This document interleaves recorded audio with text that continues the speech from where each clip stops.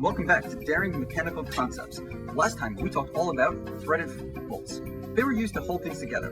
This time we're going to talk all about rivets and welding. Let's start with rivets. What's the big difference? Well, threaded bolts work pretty much with a top piece, a bottom piece, held together, crunching the two things together. Rivets work the same way. They have a top piece, a bottom piece, and they're put together and hold it in place. The big difference is that for a threaded fastener, you have a screw. It allows you to basically screw it in and screw it out. It makes it very easy to assemble and disassemble it.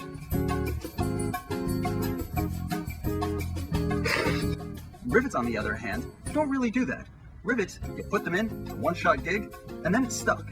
It holds it together really well, but if you want to change anything, it's not going to go very well. You have to take it out, break it basically, and put in a new one. That's the big difference between them, and it makes a huge difference for assembly, disassembly, and big time on maintenance. Welcome back to Daring Mechanical Concepts. We're going to talk about welding now. When you think of welding, you probably think of a big fireball.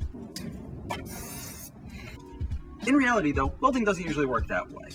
There are two kinds of welding basically. There's gas welding and electrical welding. Both work on the same principle. You melt down a material to bond two things together. They just do it differently. Gas welding does it by heating up a gas and burning it, like in a acetylene torch, while electrical welding does it by heating up the resistance in the material and basically melting it down. The circumstances under which you do that will change, of course, the strength of the material. Now, you can basically then calculate it like you would any other piece, single body piece. Now come on in, there's a big thing when you do welding. You can weld it such that you have either a concave or a convex surface. You don't want to do a concave surface because a concave surface is going to basically make a very weak wall. Whereas a convex surface, like the one we just saw, is a nice large portion of material while taking up roughly the same amount of space. It makes a much stronger weld.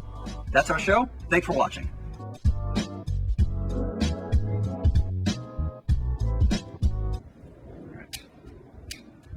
Am I in the video? Yes. I'll move. It can be there. Not moving. Fine. Not working, dude.